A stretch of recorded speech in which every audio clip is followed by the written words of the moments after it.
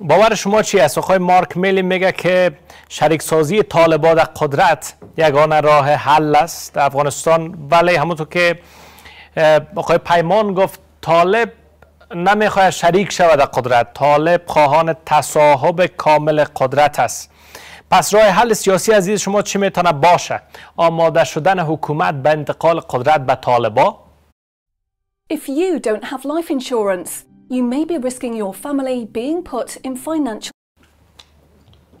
آماده شدن برای انتقال قدرت یا گذشتن از دستاوردهای 19 سال گذشته به نظر من راه حل معقول نیست. من فکر میکنم طالب میدانه که نمیتونه به تنهایی در افغانستان حکومت بکنه. یکی جهان موافقت کرده طالب را شریک قدرت بسازه، بعد حکومت افغانستان هم از استقبال بکنه. راه حل دیگه وجود نداره.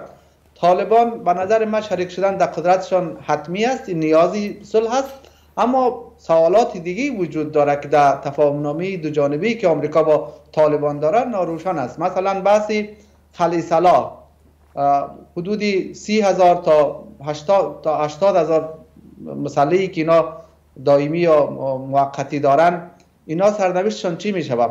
آیا اینا همشون ظرفیت جذب شدن در نیروهای امنیتی افغانستان را دارن یا اینها باعث جزیره های قدرت مانند لبنان و دیگر جاها حفظ می شود تا به نفع کشوری در آینده جنگ بکنه؟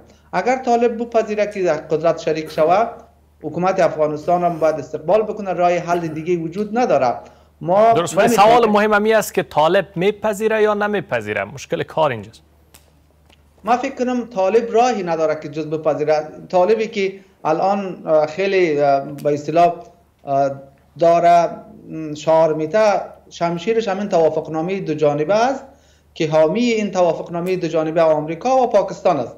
در صورتی که دو کشور و کشورهای دیگه ای که حامی صلح هستند در افغانستان بر طالب فشار بیارن، برای مثال مثلا طالب اگر نپذیره، طالب از گروه سیاسیش از قطر اخراج شود، خانواده های رهبرانشان از پاکستان اخراج شود،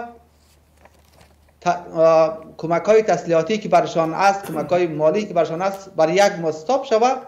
طالب در این شرایطی که فعلا داره از لحاظ نظامی خود را برتر میدانه. ما یقین دارم که در 6 ماه آینده این موضوع برعکس می شود. چاره ای نداره طالب و جهان را این را میدانه که نه طالب به تنهایی حکومت کرده میتونه، نه حکومت فعلی به تنهایی میتونه حکومت بکنه. بنابراین ما فکر میکنم نفس این که طالب با زور یا بر رضا بپذیره که شریک قدرت شود، این به نفع مردم افغانستان است و حداقل میتونه جنگ را خاموش بکنه و آتش بس را در مقام داشته باشه. باید مردم افغانستان و نهادهای اساسی ما روی این فکر بکنه که طالب، نیروهای مسلح طالب، نوع ادغامشان در نظام یا خلیصلایشان باشه. غیر اگر طالب خلیصلا نشود، در جزیره های قدرت باقی بانه، احتمالی که یک تعداد از گروه های ناراض از میان جنگجویان طالبان در جاهای تسلیم این پروسه صلح نشود بسیار زیاد وجود داره که به گروه دولت اسلامی بپیونده.